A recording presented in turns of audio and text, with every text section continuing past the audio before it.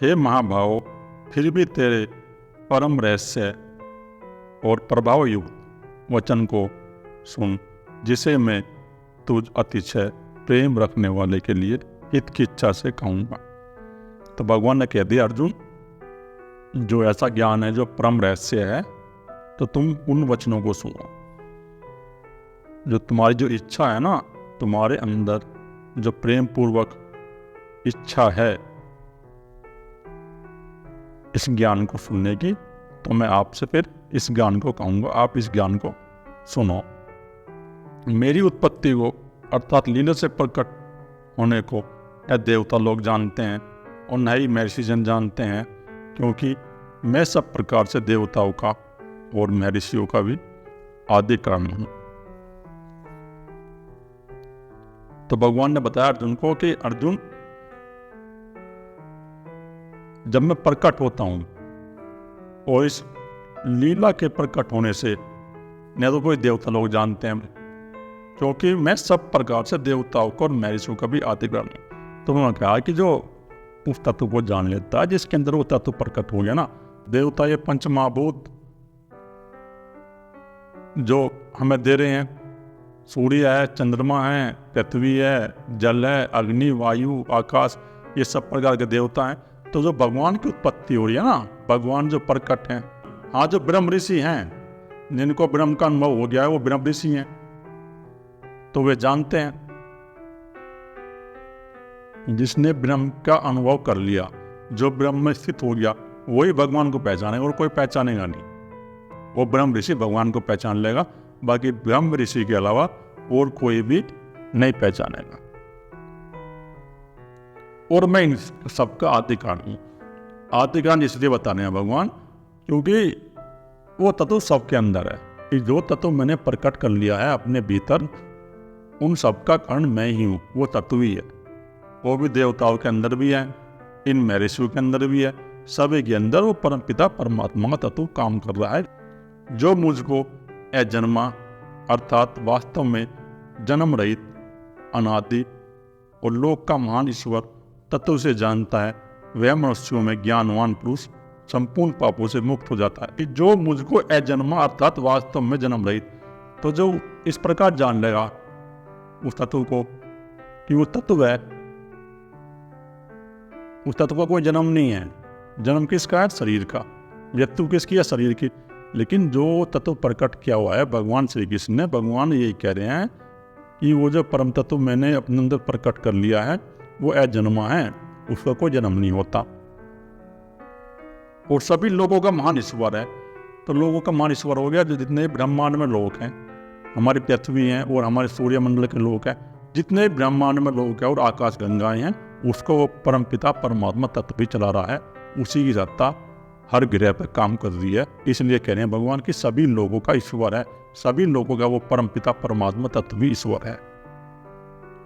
जो उसको तत्व से जानता है, कि तत्व से जानता है, ना कि मेरे शरीर को जानता है, जो उस तत्व को अपने अंदर अनुभव कर लेता है, वह मनुष्य ज्ञानवानों में पुरुष संपूर्ण पापों से मुक्त हो जाता है। तो उसके सारे पाप मुक्त हो गए, क्योंकि जो उसके अंदर ये 3 प्रकार का अहंकार था, तमोगुण का अहंकार, रजोगुण का अहंकार, सतोगुण का अहंकार, तो उसके 3 प्रकार के अहंकार नष्ट हो गए। जिसके तीनों प्रकार के अहंकार नष्ट हो गए हैं, तो उसके सभी पाप मुक्त हो गए, क्योंकि जिसकी तीनों ग्रंथें टूट गई। तीनों ग्रंथि में तो हमारे संस्कार संचित थे, अब उसके अंदर कोई भी संस्कार संचित नहीं रहा और ना ही होगा, क्योंकि उसका अहंकार टूट गया। और जिसका अहंकार टूट गया, नष्ट हो गया, तो उसके अंदर फिर कोई संस्कार संचित होगा ही नहीं। चाहे वो पाप करे चाहे पुण्य करे, वो मुक्त हो जाएगा। सभी बंधनों से वो मुक्त हो गया, जिसने अपने अंदर तत्व को प्रकट कर लिया। और जब वो परमपिता परमात्मा का तत्व प्रकट हो जाता है ना, तो सभी पापों से मुक्त हो जाता है मनुष्य। निश्चय करने की शक्ति, यथार्थ ज्ञान, असमूढ़ता, क्षमा, सत्य, इंद्रियों का वश में करना, मन का निग्रह तथा सुख दुख, उत्पत्ति, प्रलय और भय अभय तथा अहिंसा, समता, संतोष, तप, दान, कीर्ति और अपकीर्ति, ऐसे ही प्राणियों में नाना प्रकार के भाव मुझसे ही होते हैं। जो प्राणी के अंदर, जो मनुष्य के अंदर ये जो भाव उत्पन्न होते हैं, ये जो उसके चित्त के अंदर ये भाव उत्पन्न होते हैं, वो उस परमपिता परमात्मा से ही होते हैं, क्योंकि वो सत्ता हमारे अंदर है।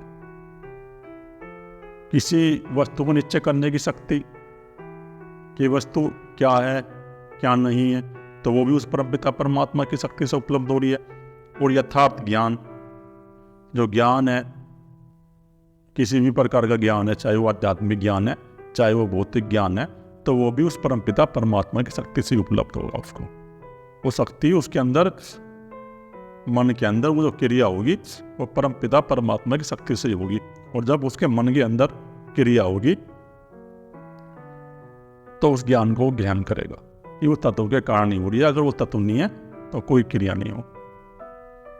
और मूर्खता, और मनुष्य के अंदर जब मूर्खता उत्पन्न हो जाती है, जो मूर्ख मनुष्य हैं जिनके अंदर तमोगुण की शक्ति है बढ़ जाती है, तो जिस मनुष्य की चित्त के अंदर, मन के अंदर ये तमोगुण की शक्ति बढ़ जाती है, तो तमोगुण की शक्ति बढ़ने पर उसको मूर्खता उपलब्ध हो जाएगी और मूड हो जाएगा। वो अपने अंदर विवेक नहीं कर पाएगा किसी भी वस्तु का, ये क्या है क्या नहीं है, समझ नहीं रहेगी उसके अंदर। तो वो कहाँ से उत्पन्न हुई? वो उत्पन्न ऐसे हुई, जो तमोगुण की शक्ति है वो भी उस परमपिता परमात्मा की शक्ति है। जो ब्रह्मा के सूक्ष्म शरीर में ये 3 गुण है, इन तीनों गुणों में से जो तमोगुण की शक्ति है वो मूर्खता उस शक्ति के कारण उपलब्ध हो रही है मनुष्य को। और क्षमा, और अगर किसी ने कोई अपराध कर लिया है और उसके अपराध करने के लिए जो क्षमा उत्पन्न होती है हमारे अंदर, भाई इस प्रकार उपलब्ध हो जाती है, चलो ठीक है यार इसने कर दिया, चलो इसको क्षमा कर दो। तो क्षमा भी उस परमपिता परमात्मा के कारण ही हमारे अंदर प्रकट हो रही है। और सत्य, और सत्य बोलने की जो शक्ति है वो भी उस परमपिता परमात्मा के कारण ही है। इंद्रियों को वश में करना और अपनी इंद्रियों को वश में करना, मन का निग्रह करना और फिर मन का निग्रह करना, इस प्रकार तो साधक करते हैं। जो आध्यात्मिक पथिक हैं वही अपने मन का निग्रह करना सोचते हैं और अपनी इंद्रियों को वश में करना सोचते हैं। लेकिन जो सांसारिक मनुष्य हैं, जो भौतिक जगत में आसक्त मनुष्य हैं, ये नहीं सोचते इस प्रकार। वो तो जहाँ अपने लगे रहेंगे। तो सुख दुख, उत्पत्ति प्रलय और भय अभय, और सुख दुख, उनके अंदर सुख उत्पन्न होता है, दुख उत्पन्न होता है, तो वो भी उस परमपिता परमात्मा की शक्ति से उत्पन्न होता है। क्योंकि ये माया के 3 गुण की तरंगे हमारे शरीर के अंदर काम कर रही है। और हमारे शरीर के अंदर जो सुख की वृत्ति और दुख की वृत्ति प्रकट होती है, वो इन माया के 3 गुणों की तरंगों से उत्पन्न होती है। उत्पत्ति प्रलय, और अगर किसी ग्रह की उत्पत्ति होती है या किसी मनुष्य की उत्पत्ति होती है, पशु पक्षियों की उत्पत्ति होती है, वृक्षों की उत्पत्ति होती है, और इन ग्रहों की उत्पत्ति है, और प्रलय, और फिर प्रलय, फिर नष्ट हो जाती हैं। जैसे हमारा मनुष्य शरीर प्रकट हुआ, प्रकट होने के बाद नष्ट हो गया, तो प्रलय आ गई, कोई गिरा है, कोई गिरा है, नष्ट हो गया, उससे प्रलय आ गई। तो वो भी उस परमपिता परमात्मा की शक्ति से हो रहे हैं। अगर वो तत्व निकल जाए, अगर वो तत्व ना रहे, तो जो माया का 3 गुण की तरंगे हैं वे भी नष्ट हो जाएंगी। ये जो माया की 3 गुण की तरंगे हैं, प्रकृति निकल रही है जहाँ से, अगर उस परमपिता परमात्मा ना हो तो ये प्रकृति भी छीन हो जाएगी, नष्ट हो जाएगी। और भय अभय, और किसी के अंदर भय उत्पन्न होता है, वो भी उस परमपिता परमात्मा की शक्ति से उत्पन्न होता है, तमोगुण की शक्ति से उत्पन्न होता है। भाई कभी कभी ऐसा हो जाता है, जैसे आदि गुरु शंकराचार्य ने कहा है विवेक चूड़ामणि में, कि रज्जु में सर्प, यानी रस्सी में सर्प दिखाई देता है हमें। जैसे कोई व्यक्ति है, कोई मनुष्य है, कोई जा रहा है रास्ते में, कोई रस्सी पड़ी है, अंधेरे में जा रहा है वो, लेकिन उसे भ्रांति होगी उसके मन के अंदर कि ये तो सांप है, और उसको देख के भाग लेगा डर के कि सांप है सांप। लेकिन जब प्रकाश होगा, उजाले में देखेगा तो ये तो रस्सी है, उसको देखा। लेकिन उसके अंदर ये जो भ्रांति हुई है वो भी उस तमोगुण की शक्ति से हुई है। अगर वो तमोगुण की शक्ति उसके अंदर नहीं होती, माया नहीं होती, तो उसके अंदर ये भ्रांति नहीं होती। क्योंकि जब मनुष्य की चेतना के अंदर तमोगुण की शक्ति बढ़ जाती है तो वस्तु कुछ की कुछ प्रतीत होने लगती है, कुछ का कुछ उसको दिखाई देगा जब उसके चेतना के अंदर तमोगुण की शक्ति बढ़ जाएगी। और अभय, और कुछ मनुष्य ऐसे हैं जो अभय को उपलब्ध हो गए, लेकिन अभय को उपलब्ध वही होगा जिसका आज्ञा चक्र खुलेगा, बाकी कोई अभय को उपलब्ध नहीं होगा। लेकिन वो भी उस परमपिता परमात्मा की शक्ति से, जिसने उस तत्व को अनुभव कर लिया है, जिसने उस तत्व को अपने अंदर प्रकट कर लिया है, वो भी उस परमपिता परमात्मा की शक्ति से ही है।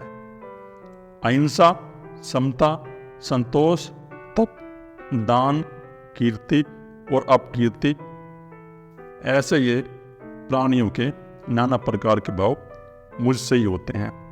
तो अहिंसा प्रकट हो रही है मनुष्य के अंदर कि हम किसी जीव को सताएंगे नहीं, उसका वध नहीं करेंगे, उसको मारेंगे नहीं, सब जंतु से प्रेम करेंगे। तो अहिंसा भी उस परमपिता परमात्मा की कहानी हमारे अंदर प्रकट हो रही है। और समता का भाव और संतोष भी, भाई संतोष तो बहुत ऊंची चीज़ है। संतोष तो ऐसा उपलब्ध नहीं होता, ये तो जब उपलब्ध होगा जब तुम्हारा प्राण हृदय चक्र में आ जाएगा, जब तुम्हें निर्विकल्प समाधि उपलब्ध हो जाएगी, जब तुम्हारे अंदर संतोष आ जाएगा, फिर तुम्हारे अंदर जगत की वस्तुओं पकड़ नहीं रहेगी और तुम फिर इस संसार की वस्तुओं पकड़ नहीं करोगे, जब तुम्हारे अंदर संतोष आ जाएगा। और तप, और मनुष्य के अंदर जो तप उपलब्ध होता है, अगर वो तप करता है, कोई साधक है तपस्या कर रहा है, कोई मंत्र जाप कर रहा है, किसी भी प्रकार कोई तप करता है साधक, तो तप भी उस परमपिता परमात्मा की शक्ति से ही प्रकट होता है। और दान करने की जो शक्ति है मनुष्य के मन के अंदर, जो दान करने की शक्ति आती है, भाई मैं लोगों को भोजन करा दूं, दान कर दूं और कीर्ति बढ़ा दूं लोगों की। अब कीर्ति, तो एक कीर्ति भी उस परमपिता परमात्मा की शक्ति से उपलब्ध होती है। और अपकीर्ति भी, हमारे अंदर जो अपकीर्ति आती है वो भी उस परमपिता परमात्मा की शक्ति से उपलब्ध होती है। ऐसे ये प्राणियों के नाना प्रकार के भाव मुझसे ही होते हैं। सभी प्राणियों के अंदर जितने भी ये भाव हैं, मनुष्य के अंदर ये जो भाव प्रकट होते हैं, तो भाव प्रकट होते हैं उस परमपिता परमात्मा की चेतन शक्ति से ही। कि अर्जुन सबसे श्रेष्ठ आत्मा, यानी वो परमपिता परमात्मा। आत्मा के बाद फिर हो गया हमारा अहंकार, जीवात्मा, उसके बाद हो गया मन, बुद्धि। तो ये जो भाव हमारे मन के अंदर उठ रहे हैं, तो वो आत्मा ही चला रही है इनको, वो आत्मा से प्रकट हो रही हैं। यही कहने भगवान, 7 महर्षि जन, 4 उनसे भी पूर्व में होने वाले सनकादि तथा स्वयं शंभु आदि। तो अब भगवान उनकी बात कर रहे हैं जो 7 महर्षि हुए, उनकी बात हुई है। 14 मनु, ये मुझ में ही भाव वाले सब के सब मेरे संकल्प से उत्पन्न हुए हैं, जिनके संसार में यह संपूर्ण प्रजा है। कि संसार में जो सारी प्रजा है वो इन्हीं से उत्पन्न है। ये जो लोग हैं, 7 महर्षि थे, ये ब्रह्म ऋषि हुए हैं, जिन्होंने उस ब्रह्म का अनुभव कर लिया, जिनको हम सप्तऋषि कहते हैं। ये सब उस परमपिता परमात्मा के संकल्प से उत्पन्न हुए हैं। ये ऋषि भी मेरे संकल्प से उत्पन्न है अर्जुन। और सनकादि, और महर्षि से पहले हुए थे सनकादि 4, ये भी कोई मनुष्य थे उस समय के। और सौ शंभु शिव, 14 मनु। और ये जो मनु हैं, मनु महाराज हुए, तो इनकी ये 14 मनु हुए, उस समय तक 14 हो गए थे। ये मुझ में भाव वाले सब के सब मेरे संकल्प से, जितने भी मनुष्य हैं, जितने भी ये ऋषि हुए, ब्रह्म ऋषि हुए, ये राजा हुए, प्रजा हुए, ये सब मेरे ही संकल्प से उत्पन्न हुए अर्जुन। क्योंकि वो तत्व भी सबके अंदर है, वो तत्व भी सबको चला रहा है। अगर उनके अंदर वो परमपिता परमात्मा का तत्व नहीं होगा तो उनका जीवन नष्ट हो जाएगा। और जिनकी संसार में सारी प्रजा है, तो संसार में सारी प्रजा वो उस परमपिता परमात्मा की प्रजा है, उसी से ये उत्पन्न है। जो पुरुष मेरे इस परम ऐश्वर्य विभूति को और योग शक्ति को तत्व से जानता है। देखो फिर वही बात आ गई कि अर्जुन मेरी शक्ति को, मुझे जो उस तत्व से जानता है, जो उस परमपिता परमात्मा के तत्व से जानता है, वह भक्ति योग से युक्त हो जाता है। वह मनुष्य भक्ति योग से युक्त हो जाता है। उसके अंदर वो परमपिता परमात्मा का प्रेम प्रकट होता है, वो भक्ति प्रकट हो जाती है। जो इस प्रकार जानेगा वो परमपिता परमात्मा तत्व मेरे अंदर है और मुझे उसकी स्वयं की खोज करनी है, वो तत्व प्रकट करना है, उसकी बात हो रही है यहाँ। ये तुम गीता पढ़कर देखते नहीं, भगवान बार बार यही कह रहे हैं कि उस परमेश्वर को, परमात्मा को तत्व से जानेगा, वह भक्ति योग से युक्त हो जाएगा, क्योंकि उसके अंदर भक्ति प्रकट हो जाएगी। जब हम इस आध्यात्मिक मार्ग में चलेंगे, अपने स्वयं की खोज में लगेंगे और उस तत्व को प्रकट करने की चेष्टा करेंगे, तो पहले हमें अपने हृदय चक्र में आना पड़ेगा और हृदय चक्र में आने के बाद हमारे अंदर भक्ति उत्पन्न होगी। और जब हमारे अंदर भक्ति उत्पन्न होगी, प्रेम उत्पन्न होगा, तो हमारी आध्यात्मिक यात्रा आगे बढ़ जाएगी। लेकिन अगर हमारे अंदर प्रेम उत्पन्न नहीं होगा, भक्ति उत्पन्न नहीं होगी, तो फिर हमारी आध्यात्मिक यात्रा कैसे बढ़ेगी? हमारी आध्यात्मिक यात्रा नहीं बढ़ेगी। फिर हमारी आध्यात्मिक यात्रा जब भी बढ़ेगी जब हमारे अंदर भक्ति प्रकट हो। और वो भक्ति हमारे अंदर कब प्रकट होगी? भक्ति हमारे अंदर जब प्रकट होगी जब हमारे अंदर समर्पण आ जाएगा, प्रेम आ जाएगा, नहीं तो भक्ति प्रकट नहीं होगी। इसमें कुछ भी संचय नहीं है, तो इसमें कुछ भी संचय नहीं है, संचय कोई बात ही नहीं है इसमें। जो मनुष्य उस तत्व की खोज करेगा, उस तत्व को जानने की जिज्ञासा रखेगा, तो उसके अंदर भक्ति प्रकट हो जाएगी, प्रेम प्रकट हो जाएगा और वो उस भक्ति योग को उपलब्ध हो जाएगा। जिसको उस तत्व का अनुभव हो गया, जिसने उस तत्व को अपने अंदर प्रकट कर लिया, तो वो योग को उपलब्ध हो गया। हठपूर्वक साधना करेगा, ध्यान नहीं करेगा, हठ योग करेगा, तो उसका पतन होगा। लेकिन भगवान ये कह रहे हैं कि अगर कोई तत्व से जानेगा और इस प्रकार खोज करेगा कि वो तत्व है क्या, तो फिर मैं प्रकट हो जाऊंगा। फिर इसमें कोई किसी प्रकार की देर नहीं है अर्जुन तत्व को प्रकट होने। मैं वासुदेव ही संपूर्ण जगत की उत्पत्ति का, तो भगवान ये कह रहे हैं कि अर्जुन मैं वासुदेव, यानी वो परमपिता परमात्मा तत्व जो भगवान के अंदर है, जो भगवान ने प्रकट कर लिया है। भगवान ये नहीं कह रहे कि मेरा शरीर, भगवान ये कह रहे हैं कि वो तत्व सभी जगत की उत्पत्ति कारण है। ये जो सारे जगत उत्पन्न हो रहे हैं, ये जो सारे ग्रह उत्पन्न हो रहे हैं ब्रह्मांड में, और लोक उत्पन्न हो रहे हैं, उस पृथ्वी पर जीवन चल रहा है, तो उस जीवन की उत्पत्ति कारण वो परमपिता परमात्मा ही है, मैं ही हूँ, क्योंकि वो तत्व मेरे अंतर है अर्जुन। इसलिए इस सारी उत्पत्ति का कारण मैं ही हूँ और मुझसे ही सब जगत चेष्टा करता है, और उस परमपिता परमात्मा से ही ये सारा जगत चेष्टा करता है। मनुष्य के अंदर कोई चेष्टा उत्पन्न हो रही है। हम चल रहे हैं, खा रहे हैं, पी रहे हैं, जा रहे हैं, नौकरी कर रहे हैं, काम कर रहे हैं, और जितनी प्रकार की चेष्टाएं हो रही हैं। पशु को जब भूख लगती है तो भोजन की खोज करता है।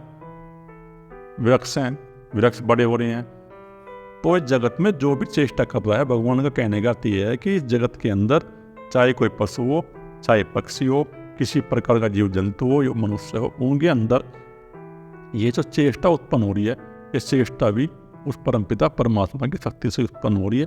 उनको मैं ही करता हूँ अर्जुन। इस प्रकार समझकर श्रद्धा और भक्ति भाव से युक्त बुद्धिमान भक्तजन मुझ परमेश्वर निरंतर बरतते हैं।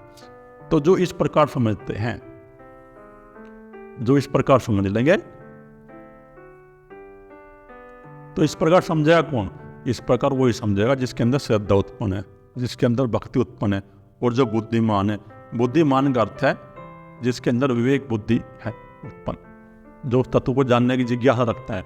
बुद्धिमान का अर्थ ये नहीं है कि जो संसार में लगा हुआ है और संसार में चालबाजी कर रहा है, लोगों को ठग रहा है अपनी बुद्धि का इस्तेमाल करके, उस बुद्धि की बात नहीं हो रही यहाँ।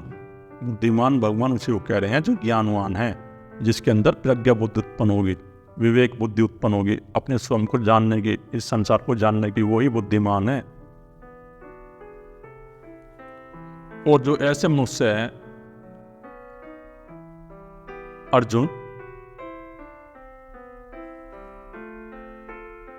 वे भक्तजनी मुझको प्राप्त होते हैं, क्योंकि वे निरंतर मुझको भजते हैं। निरंतर भजने का अर्थ है उस तत्व की खोज करना, उस परमपिता परमात्मा की खोज अपने स्वयं के अंदर निरंतर करना, निरंतर करते रहना।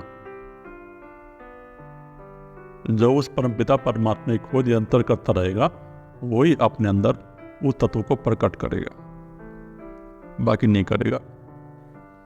निरंतर मुझ में मन लगाने वाला और मुझ में ही प्राणों को अर्पण करने वाला, निरंतर मुझ में मन लगाने वाला, यानी जो मनुष्य ऐसे हैं जो निरंतर मुझ में ही मन लगाते, जो ऐसे मनुष्य हैं कि मुझे तो परमपिता परमात्मा ही चाहिए और उसका मुझे अनुभव करना है, निरंतर उस तत्व की चिंता करते रहते हैं, उस तत्व को जानने की जिज्ञासा रखते हैं, उसकी बात हो रही है यहाँ। और मुझ में ही प्राणों को अर्पण करने वाला, और जो इस प्रकार अपने प्राणों को उस परमपिता परमात्मा के लिए अर्पण कर देता है कि ये मेरा शरीर और ये मेरे प्राण, ये सब उस परमपिता परमात्मा के लिए है। जिसके अंदर प्रेम प्रकट हो गया, भक्ति प्रकट होगी, तो वो अपना सब कुछ उस परमपिता परमात्मा के प्रेम में ही।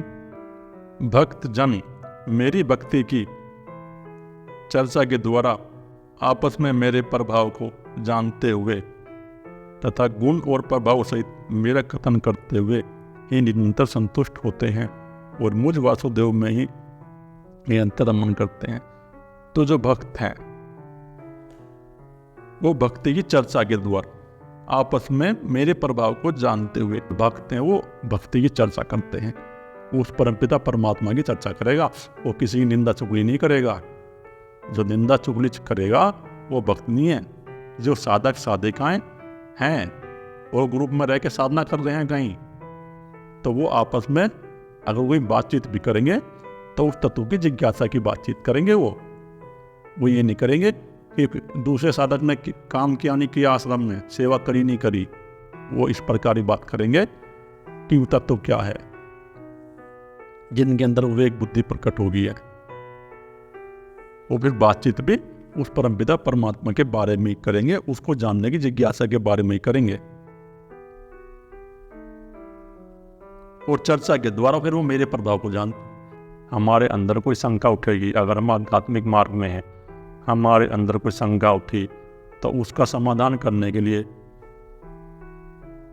कोई चर्चा तो करनी पड़ेगी, हमें सदगुरु के पास जाकर करनी पड़ेगी या किसी और के पास जाकर करनी पड़ेगी। वो परमपिता परमात्मा को जानने की चर्चा तो करनी पड़ेगी, नहीं तो तत्व प्रकट नहीं होगा। और गुण और प्रभाव सहित मेरा कथन करते ही निरंतर संतुष्ट रहते हैं। और उस परमपिता परमात्मा गुण और प्रभाव सहित, तो भाई गुण का प्रभाव एक ये भी है कि ये जो प्रकृति के 3 गुण है, सतोगुण रजोगुण तमोगुण, तो भक्त के अंदर सतोगुण प्रकट हो जाए। जिसके अंदर प्रेम प्रकट हो गया, भक्ति प्रकट हो गई, उसके अंदर सतोगुण प्रकट हो जाएगा। उसके अंदर तमोगुण कम मात्रा में रह जाएगा, बहुत रजोगुण भी कम मात्रा में रह जाएगा। फिर संतुष्ट है वे जो साधक साधिकाएं इस परमपिता परमात्मा के मार्ग पर चले हुए हैं, तो वे संतुष्ट है। और जो महात्मा ऐसे हैं जो संतुष्ट नहीं है, जिन्होंने 10 आश्रम बना लिए, वो चाह रहे हैं कि मैं 50 आश्रम बना लूँ, मैं 100 बना लूँ, उनके अंदर तृप्ति नहीं हुई, तो वे तो महात्मा थोड़ी हैं। वे तो ठग हैं, ठगा काम कर रहे हैं, लोगों को ठग रहे हैं वे। जिसके अंदर बस जिस महात्मा के मन के अंदर कोई तृप्ति नहीं है, अभी संतुष्टि नहीं है, और जिस भक्त के अंदर संतुष्टि नहीं होगी तो भक्ति नहीं है, फिर साधक ही नहीं है, साधिका ही नहीं है। ठीक है, जहां है जैसा है, जो कुछ प्राप्त हो रहा है चलो उसको स्वीकार कर लो। जिसके पास ज्यादा धन है तो रोटी तो खाता है, वो भी भोजन ही तो ग्रहण करता है। कोई धन को खाएगा तो है नहीं। चलो मान लिया तुमने किसी के पास इतना सोना चांदी हो गया कि उसने जो है अरबों खरबों रुपए इकट्ठे कर दिए, लेकिन वो खाएगा थोड़ी उन्हें। जो भोजन एक गरीब आदमी करेगा वो भी वही करेगा भोजन। अच्छी वो ये है कुछ अच्छा भोजन ग्रहण कर लेगा उससे। और जिस भक्त के अंदर प्रेम प्रकट है और संतोष उत्पन्न है कि जो है ठीक है, जो परमात्मा ने दे दिया चलो ठीक है। पर ये संतोष जब ही आता है जब हमारी मणिपुर चक्र की ग्रंथि का भेदन हो जाता है, नहीं तो ये संतोष नहीं आता। ये भी एक विज्ञान है, ये चक्रों का जो कुंडली विज्ञान है जो ऋषि देखे गए हैं, ये बहुत बड़ा विज्ञान है। जब हमारी मणिपुर चक्र की ग्रंथि का भेदन होगा तो हमारे अंदर फिर संतोष पैदा हो जाएगा। फिर वो साधक अपने लगा रहेगा अपनी खोज में, चलो भाई ठीक है, जो मिल रहा आपने स्वीकार कर लो, उस पर विदा परमात्मा ने दे दिया। तो इस प्रकार वो लगा है और वे मुझ वासुदेव में निरंतर रमन करते हैं। तो उस तत्व में निरंतर रमन करेंगे। वो जो संतुष्ट होगा तो वही होगा वो जिसने शैव उपलब्ध समाधि उपलब्ध कर ली। उसके अंदर भी थोड़ी वासना तो रहती है 2-4%, वो तो जब इस नष्ट होगी जब आगे चक्र खुलेगा। लेकिन इस प्रकार रहेगी, चलो भाई ठीक है, जो है चलो मिल रहा है अपने संयम से रहेगा। तो वो परमपिता परमात्मा में रमन करते हैं। जो अपनी स्वयं की खोज में लगे हुए हैं साधक और साधिकाएं, वे किससे मतलब रखते ही नहीं, वे संसार को देखते ही नहीं कि संसार क्या कह रहा है। वो तो अपने निरंतर अंदर ही अंदर अपनी स्वयं की खोज में चलते रहते हैं और उस तत्व को प्रकट कर लेते हैं। जो अंदर ही अंदर अपनी स्वयं की खोज में चलेगा उस तत्व को प्रकट कर लेगा तो ठीक है, तो फिर वो परमात्मा में रमन करेगा। लेकिन जो साधक तत्व को प्रकट नहीं करेगा तो परमात्मा में रमन कैसे करेगा। उस निरंतर मेरे ध्यान आदि में लगे हुए प्रेम पूर्वक भजने वाले भक्तों को मैं वह तत्व ज्ञान रूप योग देता हूँ जिससे वे मुझको ही प्राप्त होते हैं। उस निरंतर मेरे ध्यान आदि में लगे हुए और प्रेम पूर्वक भजने वाले भक्त, और जो प्रेम पूर्वक मेरा भजन कर रहे हैं, जो स्वयं की खोज में लगे हुए हैं और जो निरंतर प्रयास कर रहे हैं उस तत्व को प्रकट करने का, उसी को मैं तत्व ज्ञान रूप देता हूँ। तो उसी के अंदर वो तत्व प्रकट होगा जिसके अंदर भक्ति है, प्रेम है। भाई बिना भक्ति के कैसे जानेगा वो। जब तक हम हृदय चक्र में प्रवेश नहीं करेंगे तो हम आगे की यात्रा हमारी होगी नहीं। तुम्हें पहले अपने हृदय चक्र में आना पड़ेगा और हृदय चक्र में आने के बाद फिर धीरे धीरे तुम्हें अपनी साधना बढ़ानी पड़ेगी। उसी को मैं तत्व ज्ञान देता हूँ जिससे वो मुझको ही प्राप्त होते हैं और जिसको जानकर वह मुझ परमपिता परमात्मा को ही प्राप्त हो जाते हैं। कोई मनुष्य अगर उस परमपिता परमात्मा का अनुभव कर लेगा तो उस तत्व को जान लेगा, वो उसको अपने अंदर प्रकट कर लेगा। लेकिन अगर कोई नहीं करेगा तो कैसे जानेगा। हे अर्जुन, उनके ऊपर अनुग्रह करने के लिए उनके अंतःकरण में स्थित हुआ मैं स्वयं ही उनके अज्ञान जनित अंधकार को प्रकाश में तत्व ज्ञान रूप दीपक के द्वारा नष्ट कर देता हूँ। उनके अंदर जो शक्ति है, उनके अंदर वो शक्ति जब क्रिया करती है, अब इसमें भगवान ने शक्ति की बात कर दी। भगवान का कहने का अर्थ है कि अर्जुन जो उनके अंदर वो शक्ति है, वह जो कुंडली शक्ति की बात हुई है योग में, तो वही शक्ति जब हमारी जागृत होगी तो मूलाधार से उठेगी और जब मूलाधार से उठ के मणिपुर चक्र में आएगी और मणिपुर चक्र पे आगे ग्रंथि पे चोट करेगी। जो ग्रंथि पे चोट करेगी तो हमारे संस्कार क्षीण होने शुरू हो जाएंगे और जब क्षीण होने शुरू होंगे तो हमारे मन के अंदर वासना उत्पन्न हो जाएगी। अगर क्रोध के संस्कार हैं हमारे तो क्रोध उत्पन्न हो जाएगा मन के अंदर। काम के संस्कार है तो काम उत्पन्न हो जाएगा, लोभ उत्पन्न होगा। तो पहले ये संस्कार उठ के आएंगे हमारे अंदर। धीरे धीरे ये संस्कार क्षीण होते हैं कि उनके अंदर जो अंतर्गत वो शक्ति है, वो शक्ति ही उनको उनका जो अंधकार है इसको जलाकर नष्ट कर देती है। तो इसको अज्ञान को जलाकर, तो अज्ञान का है, अज्ञान है अहंकार। ये जो ब्रह्मा के सूक्ष्म शरीर में अहंकार हो रहा है और जो 3 प्रकार का अहंकार है, तमोगुण, रजोगुण, सतोगुण, तो इस तीनों प्रकार के अहंकार को जलाकर नष्ट कर देगी। जला के नष्ट करेगी वो परमपिता परमात्मा की शक्ति, जो चेतन शक्ति है। वो चेतन शक्ति इस अज्ञान को नष्ट कर देगी और उनके अंदर वो तत्व ज्ञान रूपी दीपक प्रकट हो जाएगा। तो जब हमारे अज्ञान जनित जो 3 प्रकार का अहंकार है, 3 प्रकार की ग्रंथियां हैं, ये तमोगुण, रजोगुण, सतोगुण, जब ये तीनों प्रकार की ग्रंथियां टूट जाएंगी, नष्ट हो जाएंगी, इनमें जो संस्कार हैं ना, जन्मों जन्मों के संस्कार हैं इनके अंदर, जब ये जन्मों जन्मों के संस्कार धीरे धीरे उठ के आएंगे साधक के ऊपर और धीरे धीरे वो ग्रंथि खोल देगा, वो नष्ट कर देगा, तो उसके अंदर वो परम पिता परमात्मा का दीपक प्रकट हो जाएगा। और जो परम पिता परमात्मा का दीपक प्रकट हो जाएगा तो वो उसके संस्कारों को नष्ट कर देगा। सभी संस्कार फिर नष्ट हो जाएंगे जितने भी उसके संस्कार उसके अंदर हैं, चित्त के अंदर हैं। कि अर्जुन, कुछ साधक ऐसे हैं जो उस तत्व की जिज्ञासा जिनके अंदर प्रकट है, जो अपनी स्वयं की खोज में लगे हुए हैं, चाहे वो ज्ञान मार्ग का साधक हो, चाहे कर्म मार्ग का हो, चाहे भक्ति मार्ग का हो, चाहे योग मार्ग का हो। तो जब उनके अंदर प्रेम प्रकट हो जाएगा, जब उनका हृदय चक्र में प्राण आएगा, तो उनके अंदर प्रेम प्रकट होगा, भक्ति प्रकट होगी, समर्पण प्रकट होगा। तो जब उनके अंदर प्रेम और भक्ति समर्पण प्रकट हो जाएगा, तो फिर उनका ये जो अज्ञान का अंधेरा है, ये धीरे धीरे अज्ञान उनका टूटने लगेगा। क्योंकि धीरे धीरे फिर ये जो संस्कार है ना हमारे, ये संस्कार हमारे टूटने शुरू हो जाएंगे। और जब धीरे धीरे ये संस्कार हमारे टूटने शुरू हो जाएंगे, तो हमारे अंदर वो परम पिता परमात्मा का तत्व धीरे धीरे प्रकट होना शुरू हो जाएगा। और जब धीरे धीरे वो तत्व प्रकट होगा, तो जो हमारी भ्रांतियां हैं, भाई हमने तो इस जगत को सत्य माना हुआ है, हम तो ये मान के बैठ गए कि ये सब कर्म हम कर रहे हैं, ये नौकरी हम कर रहे हैं, ये दुकान हम चला रहे हैं, ये बिजनेस हम कर रहे हैं। तो इस प्रकार की जो नई नई भ्रांतियाँ हैं, ये हमने अपने अंदर पाल ली, क्योंकि अज्ञान है। अज्ञान क्या है? अज्ञान है ये 3 गुणों की माया से जो उत्पन्न अहंकार है। ये अहंकारी पर्दा हो गया, तमोगुण का अहंकार हो गया, रजोगुण का अहंकार हो गया और सतोगुण का अहंकार हो गया।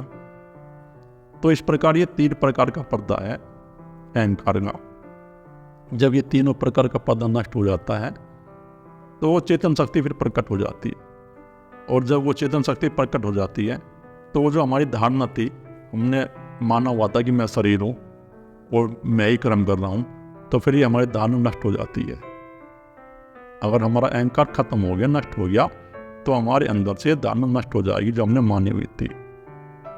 और फिर हम आश्चर्य करते हैं कि ये क्या हो गया। भाई आश्चर्य तो होगा ही जब हम इस शरीर को सत्य मान के बैठ गए। माया के प्रभाव है, ये माया के प्रभाव का मानते हैं हम। ये जो 3 प्रकार की माया है, इसकी प्रभाव के कारण मनुष्य जगत को सत्य मान के बैठ जाता है और ये माया का पर्दा पड़ जाता है। जब भी तो कहते हैं कि भाई माया का पर्दा पड़ा हुआ है मनुष्य के ऊपर, इसलिए मनुष्य उस परमपिता परमात्मा का अनुभव नहीं कर पाता। तो माया का पर्दा यही है, ये जो अहंकार उत्पन्न हो गया ना हमारे अंदर, ये अहंकार ही माया का पर्दा है। जब ये अहंकार नष्ट हो जाएगा और वो शक्ति इस अहंकार को नष्ट करेगी, वो जो कुंडली शक्ति की बात हुई है, जब वो धीरे धीरे उठेगी मूलाधार से, धीरे धीरे उठ के ऊपर की ओर चलेगी, शक्ति अपनी गति करेगी। और शक्ति जब अपनी गति करेगी तो शक्ति क्रिया करेगी, क्रिया करके वो संस्कार को छीन करना शुरू करेगी और धीरे धीरे वो संस्कार छीन करती जाएगी शक्ति।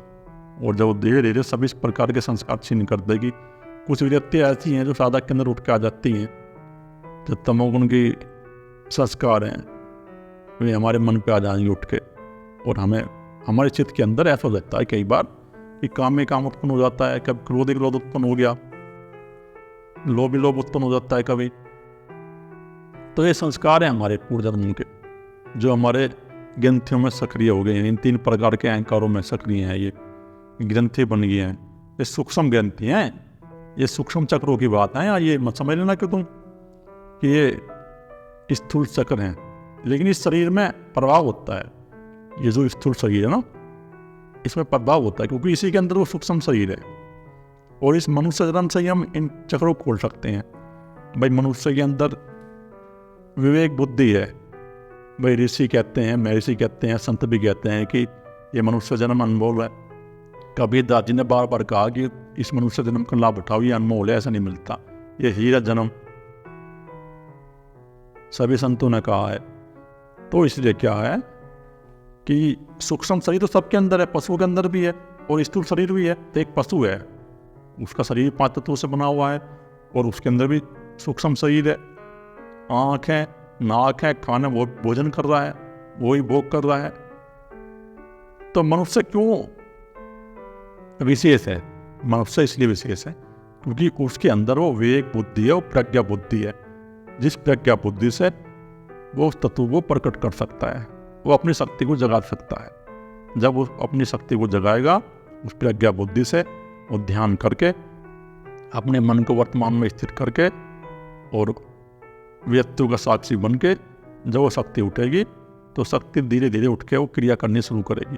और जब वो क्रिया करनी शुरू करेगी तो उस चित्त के अंदर जो संस्कार संचित पड़े हुए हैं जन्मों जन्मों के, वे छीन होना शुरू हो जाएंगे। और जब हमारे चित्त के अंदर जो संस्कार पड़े हैं हमारे, धीरे धीरे वे छीन होना शुरू हो जाएंगे, तो शक्ति क्रिया करती चलती जाएगी और फिर अंत में वो आगे चक्र पर आ जाएगी। और जब वो आगे चक्र पर आ जाएगी तो फिर वहाँ जाकर तीनों प्रकार का अहंकार नष्ट हो जाएगा। वही मुक्त की अवस्था है, वही परम अवस्था है। जब मनुष्य उस अवस्था में पहुँचता है तो वहाँ जाकर उसके सब प्रकार के भेद समाप्त हो जाते हैं। जितने भी भेद है ना, सब प्रकार के भेद समाप्त हो गए, क्योंकि अहंकार नहीं रहा। अहंकार के कारण तो हमने भेद देख लिए, ये पशु हो गया, ये पक्षी होगा, ये स्त्री है, ये पुरुष है। तो जितने प्रकार के भी ये भेद हैं, ये अहंकार के कारण ही है। अहंकार के कारण हमने मान लिया कि मैं पुरुष हो गया, अहंकार के कारण हमने मान लिया कि मैं स्त्री होगी। स्त्री पुरुष में जो भेद है ना, वो सिर्फ शरीर का ही है, लेकिन अंदर से तो वो तत्व स्त्री के अंदर भी है, वो सूक्ष्म शरीर स्त्री के अंदर भी है, तो वो भी उस तत्व को प्रकट कर सकती हैं। ऐसी आदि काल में शक्ति युग में बहुत सी स्त्रियां हुई ऐसी जिन्होंने उस तत्व को प्रकट कर लिया, जिनके आगे चक्र खुले हुए थे। जब उपनिषदों का समय था, जब उपनिषद लिखे हुए थे, तो ऐसी बहुत सी स्त्रियां थी जिनके आगे चक्र खुले हुए थे, तत्व को प्रकट कर लिया उन्होंने अपने अंदर। कोई भी जो मनुष्य शरीर जिसको मिला है उस तत्व को प्रकट कर सकता है। बस बात है उस मार्ग पर चलने की, अपनी शक्ति को जगाने की, अध्यात्म मार्ग में चलने की।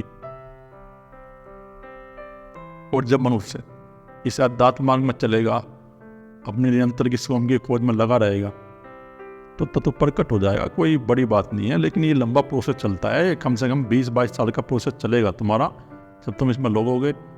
पर चलो ये बात है भाई, अगर तुम गृहस्थ में हो तो 2 घंटे का समय तो निकालो मेडिटेशन के लिए, 1 घंटा सुबह 1 घंटा शाम को। और उसके बाद जब तुम्हारा गृहस्थ पूरा हो जाए तो फिर अपने बच्चों को सौंप दो सब कुछ। भाई ठीक है, तुम अपनी ये संभालो और हम तो अपने तत्व की खोज करते हैं। कहीं अपना एक कमरा लो अलग, वहीं अपना कमरा बना लो और वहीं अपने तत्व की खोज में लग जाओ। ये अलग रहने लगो बच्चों से। अलग रहोगे तो और भी अच्छा रहेगा। अगर अलग रहोगे तो और भी अच्छा रहेगा। अगर तुम उनके पास में रहोगे बच्चों के, तो तुम्हारे अंदर मोह उत्पन्न होगा, संसार के प्रति पकड़ उत्पन्न होगी और छूटेगी नहीं मोह। फिर उनसे मिलते जुलते रहना साल में, लेकिन अलग ही रहना ठीक है। नहीं तो आज के समय ऐसे है कि वो अहंकार प्रकट हो गया है भारत के मनुष्य के अंदर, जो पशु वाला अहंकार है। और जिसके अंदर वो पशु वाला अहंकार प्रकट हो गया, क्योंकि 2 चक्रों पर रहेगा मनुष्य। जब वो 2 चक्रों पर रहेगा तो उसके अंदर वो पशु वाला अहंकार प्रकट हो जाएगा। और जिस मनुष्य के अंदर वो पशु वाला अहंकार प्रकट हो गया, तो वहाँ झगड़े होंगे घर में, लड़ाई होगी घर में, तुम बच नहीं सकते। जब तो आज भारत के समाज में घर घर जो है आपस में झगड़े हो रहे हैं, फैमिली में झगड़े हो रहे हैं। क्यों हो रहे हैं? भाई भाई के झगड़े हो रहे हैं, सास बहू के झगड़े हो रहे हैं, बच्चों की माता पिता के आपस में झगड़े हो रहे हैं। रोज घर घर की कहानी बन गई है, चाहे कोई कितना भी धन वाला है, धन का मतलब है ही नहीं इससे। तो वो इसलिए हो रहा है कि उनके अंदर वो पशु वृत्ति वाला अहंकार प्रकट हो गया। तो इसलिए मैं तो यही कहूँगा, जो गृहस्थी हैं और जो गृहस्थी साधना में लगे हुए हैं, जो साधक साधिकाएँ हैं, तो अपनी गृहस्थी पूरी करके अपने 55-60 साल के बाद उनको सौंप के अपना कहीं अलग रहे, अपना कहीं अलग व्यवस्था कर लें। अलग व्यवस्था करेंगे तो ठीक रहेगा। नहीं तो तुम उनके पास रहोगे, उनके अंदर वो पशु वाला अहंकार प्रकट हो गया, तो तुम्हारे प्रति उनके अंदर भावना ठीक नहीं होगी। हाँ, एक बात है कि अगर तुमने उनको संस्कार दे दिए हैं तो ठीक है, वो तुम्हारी समाज के डर से ये लोगों के वैसे तुम्हारा सम्मान भी कर, लेकिन उनके मन के अंदर तो वही भाव उत्पन्न होगा। भाई मैंने देख लिया, घर घर की कहानी है, मैंने ऐसे घर भी देखे हैं जब कोई बड़ा बुढ़ा बीमार हो गया और 2 महीने या 1 महीने खाट पर रह गया, तो उसके बच्चे उसको कहने लगते हैं कि मरता नहीं, इसने परेशान करके रख दिए हम। अगर किसी बच्चे को किसी माँ बाप की सेवा करनी पड़ेगी, 1 महीने वो खाट पर रह गया, बीमार हो गया, तो बच्चा कहना शुरू कर देगा कि मरता क्यों नहीं, इन्हें हमारा खून पी लिया, परेशान कर दिए हम। क्योंकि उसके अंदर वो पशु वाला अहंकार है, उसका जो प्राण है वो 2 चक्रों पे है, कहेगा ही वो। आप बार बार से अगर सेवा भी करके दिखा देगा, समाज के बहस है, तो अंदर तो उसके ये भाव चलेंगे कि मरता क्यों नहीं, निरंतर चिंतन चलेगा उसके अंदर। ये तो जो वेद की व्यवस्था बनाई थी ऋषियों ने, वो वेद की व्यवस्था इसलिए तो बनाई थी, वही मनुष्य वेद के अनुसार चलेगा। 50 साल के बाद वो वानप्रस्थी हो जाएगा। वानप्रस्थ का अर्थ है भाई 50 साल के बाद तुम वानप्रस्थ हो गए, उनको सौंप दो सब कुछ बच्चों को, और सौंप के अपने 6 महीने घूमो, सदगुरु की तलाश करो, फिर अपने घर आ जाओ, फिर घूमते रहो, अपना भजन करना शुरू कर दो। 4 घंटे का 50 साल के बाद तुम जो है ना 4 घंटे का समय कर दो मेडिटेशन का, 2 घंटे सुबह, 2 घंटे शाम को।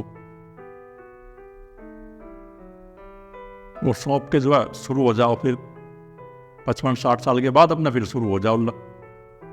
स्वस्थ भी रहोगे तुम। अगर तुम मेडिटेशन करते आओगे ना 1 घंटा सुबह, 1 घंटा शाम को, तो तुम्हें बीमारी उत्पन्न नहीं होगी। तुम जो है 80-90 साल तक जियोगे आराम से। और जब तुम 80-90 साल तक जी लोगे और चलते फिरते जाओगे, अगर तुमने वो तत्व भी प्रकट नहीं हुआ तुम्हारे में, तुमने खोज भी नहीं करी स्वयं की, और अपने 1 घंटे मेडिटेशन सुबह करते रहे, 1 घंटे शाम करते रहे, तुम चलते फिरते चल जाओगे, बीमारी नहीं होगी, आराम से जाओगे, क्योंकि तुम प्रकृति की बैलेंस में रहोगे। और ऐसे बहुत से गृहस्थी हुए हैं जिन्होंने इस वेद के मार्ग से मोक्ष की प्राप्त कर ली। बहुत गृहस्थी ऐसे हुए हैं जो 50 साल की उम्र में निकले, 55 साल की उम्र में निकले और तत्व को प्रकट कर लिया। और आज के समय में भी है, आज के समय भी मैं ऐसे गृहस्थियों से मिला। ऋषिकेश के अंदर एक योगपीठ आश्रम है, योग श्री पीठ, तो उसके अंदर जब मैं उनसे मिला, महात्मा से मिला, तो वहाँ गृहस्थी लोग हैं। जो महात्मा थे सारे गृहस्थी थे वे, और सारे गृहस्थी ऐसे थे वहाँ जो अपनी गृहस्थी पूरी करके आए हुए थे, बच्चों की शादी वादी करके, और फिर उन्होंने संन्यास ले लिया और तत्व की खोज में लग गए। 50 साल की उम्र में लग गए वो अपना तत्व की खोज में, और 25-30 साल बाद उन्होंने प्रकट कर लिया। 70 साल की उम्र उन्होंने प्रकट कर लिया, 75 साल की उम्र प्रकट हो गया होता तो वो 90 साल तक जिए वे, 90 साल तक जी के सारे छोड़कर जा रहे हैं अपने आप। ऐसे गृहस्थी भी हुए हैं। तो इस प्रकार ही तुम मत समझना कि हम गृहस्थ में कुछ नहीं होगा। अगर तुम लगोगे तो हो जाए, कोई दिक्कत की बात नहीं है। जब तुम्हारे अंदर ये जो अज्ञान का अंधेरा प्रकट हो गया है, ये जो 3 प्रकार का अहंकार प्रकट हो गया है, इसको मैं प्रकाशमान कर दूंगा। और इसको प्रकाशमान भाई मैं जब करूँ, मेरी एक शर्त है, वो शर्त है भाई प्रेम उत्पन्न कर लो, भक्ति उत्पन्न कर लो, समर्पण उत्पन्न कर लो। अपने प्राण को तुम हृदय चक्र में लेके आ जाओ। जब तुम अपने प्राण को हृदय चक्र में लेके आ जाओगे, तो जो तुम्हारे अंदर शक्ति है ना, वो शक्ति क्रिया करनी शुरू कर देगी। और जब वो शक्ति क्रिया करनी शुरू कर देगी, तो तुम्हारा फिर इस मार्ग को तुम आगे बढ़ जाओगे, मोक्ष हो जाएगा तुम्हारा, कोई बड़ी बात नहीं है। जब भी तो कह रहे हैं भगवान की मैं तत्व ज्ञान के द्वारा उसका जो अज्ञानी जनित अंधेरा जो नष्ट कर देता हूँ, और उसका जो है तत्व ज्ञान का दीपक जला देता हूँ। जब वो तत्व प्रकट हो जाएगा तो सारा ज्ञान नष्ट हो जाएगा, वो तत्व ज्ञान का दीपक जल जाएगा तुम्हारे अंदर। इसी की बात करते हैं भगवान। तो इसलिए स्वयं की खोज में लग जाओ, उस तत्व को प्रकट करने की चेष्टा करो।